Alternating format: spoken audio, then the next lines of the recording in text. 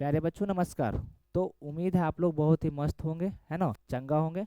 आज के क्लास में हम लोग लेकर आए हैं बिहार बोर्ड कक्षा 10 का हिंदी का सिलेबस। जी हाँ, बिहार बोर्ड कक्षा 10 का हिंदी का सिलेबस, है ना। अर्थात आज हम लोग जानने वाले हैं कि कक्षा 10 में बिहार बोर्ड में जो भी परीक्षा में 100 नंबर का प्रश्न आते हैं, 100 नंबर का बिहार बोर्ड में प्रश्न पत्र जो हमारा बनकर आते हैं, वो 100 नंबर में कहाँ कहाँ से बनकर आते हैं, कौन कौन सा चीज़ों को हम पढ़ेंगे, कहाँ कहाँ से हमारा 100 नंबर का ये आने वाला है बन के बोर्ड एग्जाम में 100 नंबर का प्रश्न हमारा कहाँ कहाँ से आता है, उन चीज़ों को हम लोग जानेंगे। तो जो भी स्टूडेंट इस बार क्लास 10वीं में आए हैं उनके लिए यह वीडियो बहुत ही इम्पोर्टेंट होगी। तो बने रहे वीडियो में। आज आप लोग को बताएंगे कि हमारा बिहार बोर्ड कक्षा 10 में हिंदी का सिलेबस क्या है, कहाँ कहाँ से 100 नंबर प्रश्न बनकर आते हैं, है ना। सबसे पहले हम लोग जानेंगे कि बिहार बोर्ड में 100 नंबर का हिंदी का एग्जाम होता है, जिसमें से हमारा 50 नंबर ये हो जाता है सब्जेक्टिव, अब 50 नंबर हमारा क्या हो जाते हैं ऑब्जेक्टिव, है ना। 50 नंबर सब्जेक्टिव और 50 नंबर ऑब्जेक्टिव, जिसमें ये 50 नंबर में ग्रामर ग्रामर और बुक दोनों होंगे। उसके बाद ये सब्जेक्टिव में भी हमारा 50 नंबर जो है इसमें ग्रामर और बुक दोनों होने वाले हैं, ठीक है। जिसमें इसमें क्या होता है 50% ग्रामर होंगे और 50% बुक होंगे। जो हमारा 50 नंबर का ऑब्जेक्टिव आने वाला है जो हमारा 50 नंबर का ऑब्जेक्टिव आने वाला है, इसमें ग्रामर भी 50% होंगे और बुक से भी 50% आएंगे।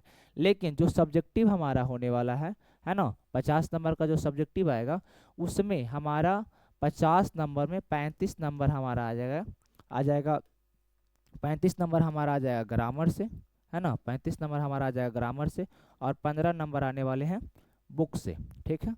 ऐसे करके हमारा पैटर्न है। इस प्रकार से 100 नंबर का प्रश्न पत्र बन के बोर्ड एग्जाम में आता है। तो जानते हैं अब क्या क्या पढ़ेंगे, कैसे कैसे पढ़ेंगे, ताकि बारीकी ढंग से हम लोग परीक्षा का तैयारी कर सके और 100 में से, है ना, 100 में से 95 नंबर अचीव कर पाए, 95 नंबर या 95 प्लस प्राप्त कर पाए, है ना। किस तरीका से हम बारीकी ढंग से तैयारी करेंगे, कहाँ कहाँ से हमको पढ़ना है, उस चीज़ों को हम लोग जानते हैं अब, है ना। तो हमको ये तीन चीज़ें आप लोग को दिख रही होगी। सबसे पहले ये है गोधुली, और दूसरा हमारा है वर्णिका, और तीसरा में व्याकरण। जी हाँ, हिंदी में हमको दो बुक पढ़ना है, एक बुक है गोधुली और एक बुक है क्या वर्णिका। ये दोनों बुक पढ़ना है। इसमें ये 12 कविता और 12 कहानी करके, गदखंड पदखंड करके 24 को हमारा क्या है रचना है, 24 को हमारा चैप्टर है। उसमें वर्णिका जो बुक है, वर्णिका बुक में 5 हमारा चैप्टर है। इस प्रकार दो बुक पढ़ना है और एक हमारा हो गया ग्रामर। ये तीनों मिलाकर यहाँ से 100 नंबर का प्रश्न बनते हैं हिंदी में, है ना। इन तीनों चीज़ों को हमको पढ़ना है। देखिए नीचे हम दिए हुए हैं कि गोधली जो बुक है उसमें से लगभग 30 से 35 प्रश्न, लगभग में 30 से 35 प्रश्न बनकर आ सकते हैं। प्रश्न बोलना उचित नहीं है, अंक बोल सकते हैं, मार्क्स बोल सकते हैं। उसके बाद वर्णिका की बात की जाए तो वर्णिका से 12 से 15 मार्क्स आ सकते हैं, और व्याकरण से हमारा 50 से लेकर 55 के आसपास मार्क्स बनकर आते हैं। ये हमारा पैटर्न है। तो सबसे पहले हम लोग जानेंगे कि गोधुली जो है हमारा, गोधुली में कितना चैप्टर्स हैं और कौन कौन सा चैप्टर पढ़ना, वो चीज़ों को हम लोग आगे सबसे पहले जानते हैं। तो हमारा ये है गोधुली, ये हमारा गोधुली है। गोधुली 30 से 35 मार्क्स यहाँ से बनकर आते हैं, है ना। तो सबसे पहले ये दो पार्ट में हमारा किताब बटा हुआ है, एक गद्यखंड और आगे पदखंड। गद्यखंड में 12 चैप्टर हैं और पदखंड में 12 चैप्टर हमारा है। अब गद्यखंड में हमारा 12 चैप्टर कौन कौन है वो जान लेते हैं। सबसे पहला हमारा श्रम विभाजन और जाति प्रथा। श्रम विभाजन और जाति प्रथा जिसके राइटर हैं भीमराव अम्बेडकर, जिसमें भीमराव अम्बेडकर बताते हैं कि आज से सैकड़ों वर्ष पहले, है ना, आज से सैकड़ों वर्ष पहले कैसे भारत में जाति प्रथा था, जिसके कारण लोग बेरोजगारी का शिकार हो जाते थे। इन चीज़ों को बताए हैं। दूसरा हमारा चैप्टर पढ़ना है 20 के दांत, जिसके राइटर है नलिनी बोचन शर्मा। और तीसरा हमारा चैप्टर है भारत से हम क्या सीखे, जिसके राइटर है मैक्स मूलर। चौथा हमारा चैप्टर है नाखून क्यों बढ़ते हैं, जिसके राइटर है हजारी प्रसाद द्विवेदी। और पांचवा हमारा है नागरी लिपि, जिसके राइटर हैं गुणाकर मूले। छठा हमारा है बहादुर, जिसके राइटर है अमरकांत। इसके अलावा 6 और रचना हो गया गदखंड में परंपरा का मूल्यांकन रामविलास शर्मा। और 8वां हमारा है जीत जीत में निरखत हूँ पंडित बिरजू महाराज। 9वां हमारा है अभिनियो, जिसके राइटर है अशोक वाजपेयी। 10वां हमारा है मछली, जिसके राइटर है विनोद कुमार शुक्ल। 11वां हमारा रचना है नौबत खाने में इबादत, जिसके राइटर है इंद्र मिश्र। और 12वां हमारा है शिक्षा और संस्कृति, जिसके राइटर है महात्मा गांधी। ये 12 जो चैप्टर्स हैं ये गदखंड में हम लोग को पढ़ना है। सबसे पहले श्रम विभाजन जाति प्रथा जिसके राइटर हैं भीमराव अम्बेडकर। दूसरा नाखून क्यों बढ़ते हैं जिसके राइटर दूसरा हमारा हो जाएगा 20 के दांत जिसके राइटर है नलिन लोचन शर्मा। तीसरा है भारत से हम क्या सीखे जिसके राइटर हो गए मैक्स मूलर। चौथा नाखून क्यों बढ़ते हैं इसके राइटर हो जाएंगे हजारी प्रसाद द्विवेदी। पांचवा नागरी लिपि जिसके राइटर हो जाएंगे गुनाकर मूले। और छठा हमारा है बहादुर जिसके राइटर हो जाएंगे अमरकांत। सातवां हमारा जो रचना है परंपरा का मूल्यांकन जिसके राइटर है रामविलास शर्मा। आठवां हमारा हो जाएंगे जीत जीत मैं निरखत हूँ जिसके राइटर हो जाएंगे पंडित बिरजू महाराज। नौवां हमारा जो रचना है आपके सामने है अविनियो जिसके राइटर हैं अशोक वाजपेयी। 10वां हमारा हो जाएगा मछली जिसके राइटर हैं विनोद कुमार शुक्ल। 11वां हमारा जो रचना है वो है नौबत खाने में इबादत जिसके राइटर है तेंद्र मिश्र। और 12वां शिक्षा और संस्कृति जिसके राइटर कौन है महात्मा गांधी। ये हमारा गदखंड में 12 चैप्टर है। इसके अलावा हम लोग जानते हैं काव्यखंड। काव्यखंड में भी हमारा 12 चैप्टर है ना।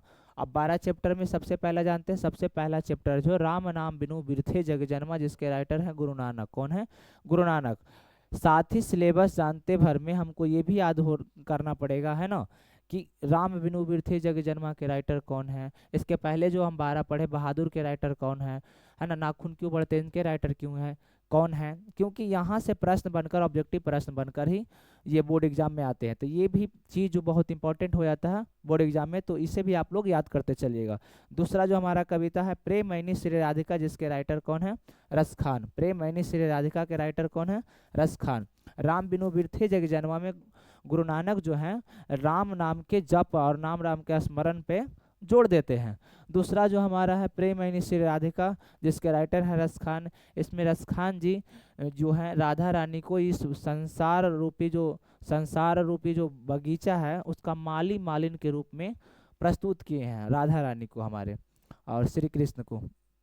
तीसरा जो हमारा रचना है वो है अति सुधो स्नेह को मारग जिसके राइटर हैं घनानंद। अति सुधो स्नेह को मारग जिसके लेखक कौन है घनानंद। इसमें घनानंद बताते हैं कि सबसे सरल मार्ग प्रेम का मार्ग है। बाकी कैसे क्या है जो आगे हम कहानी में आप लोग को बताएंगे। चौथा जो हमारा रचना वो स्वदेशी जिसके राइटर हैं प्रेमघन।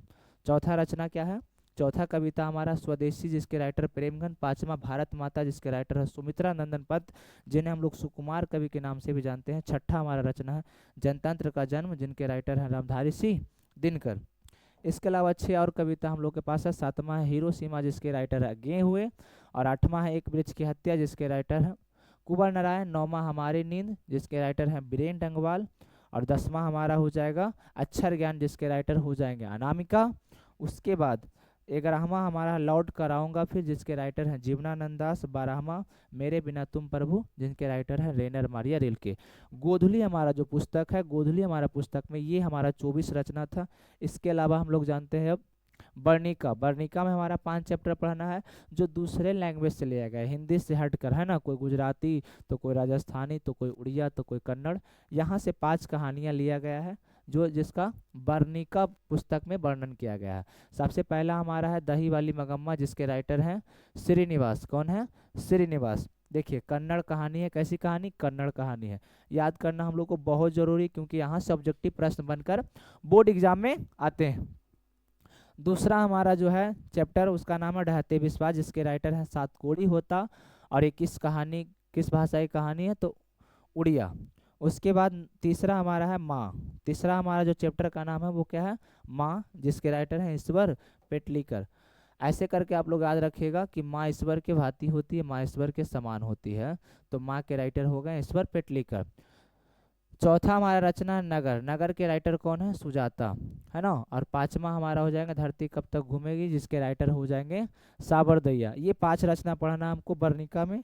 इसके अलावा अब ग्रामर की बात की जाए व्याकरण की भी बात की जाए तो कुछ इम्पॉर्टेंट जो ग्रामर में जो इम्पॉर्टेंट चैप्टर्स हैं उनको हम लेकर आया हूँ आप लोग को बताने के लिए। ऐसे तो ग्रामर में 30 से 42 चैप्टर है लेकिन 10वां में सारे चैप्टर से प्रश्न बनकर नहीं आते हैं है ना। जो इम्पोर्टेंट है उसे मैं लेकर आया हूँ उसे देख लीजिए कि क्या क्या पढ़ना जरूरी है जो ज़्यादा नेसेसरी है जो जहाँ से बार बार बोर्ड एग्जाम में 10वां में है ना 10वां का परीक्षा में बनकर आता है वो सारे चैप्टर को हम लेकर आए यहाँ पे। तो सबसे पहला हमारा चैप्टर है वर्ण विचार है ना। वर्ण विचार से ज़्यादा 3 से 4 ऑब्जेक्टिव बनते हैं। तो वर्ण विचार को पढ़ना हमको बहुत ज़्यादा जरूरी हो जाएगा, क्योंकि वर्ण जब तक हम नहीं पढ़ेंगे तब तक संधि हमको अच्छा से समझ में नहीं आएगा, है ना। हिंदी ग्रामर का बेस होता है वर्ण विचार। तो वर्ण विचार को हमको मुख्य रूप से पढ़ना होता है, जिसमें हम जानेंगे क्या होता है स्वर, क्या होता है व्यंजन, और उच्चारण स्थान, अर्थात प का उच्चारण कहाँ से होता है, र का उच्चारण कहाँ से होता है। उसके बाद दूसरा चैप्टर जो हमारा है शब्द विचार, इसमें जानेंगे कि तत्सम क्या है, तद्भव क्या है, देशज विदेशज। तीसरा हमारा हो गया संज्ञा, संज्ञा के भेद, है ना। चौथा सर्वनाम, पांचवा विशेषण, और छठा हो जाएगा क्रिया, सातवां हो जाएगा लिंग। इसके अलावा भी है, आठवां हो जाएगा हमारा वचन, नौवां कारक, 10वां काल, 11वां उपसर्ग, 12वां संधि और 13वां समास, है ना। और भी कुछ चैप्टर हैं, है ना। लगभग 17-18 चैप्टर जो इम्पोर्टेंट है वो लेकर आए हैं। 14वां हमारा जान लिए पर्यायवाची शब्द, जहाँ से बार बार बोर्ड एग्जाम में प्रश्न बन कर आते हैं। 15वां है विपरीतार्थक शब्द, अर्थात विलोम शब्द, अर्थात उल्टा शब्द, है ना। 16वां है मुहावरे, 16वां क्या हमारा है मुहावरे, मुहावरे हमारे पास है 16वां, और लोकतियाँ। 17वां हो गया वाक्य शुद्धि। 18वां हमारा हो जाएगा अनेक शब्दों के लिए एक शब्द। 18 में हमारा हो जाएगा अनेक शब्दों के लिए एक शब्द। तो ये हमारा था सिलेबस, ये क्या था हमारा सिलेबस। आगे का क्या है देख लेते हैं। ये हमारा सिलेबस था, और आप लोग को धन्यवाद, थैंक यू कि आप लोग ने मेरा वीडियो, मेरा क्लास अंत तक देखा और चीज़ों को सीखा। तो आप लोग से उम्मीद है कि आप लोग बहुत ही अच्छी तरीक़ों से सिलेबस को देखे होंगे, समझे होंगे, और बहुत ही मेहनत और लगन से पढ़ाई कीजिएगा, और बोर्ड एग्ज़ाम में अच्छे नंबर से पास कीजिएगा। धन्यवाद।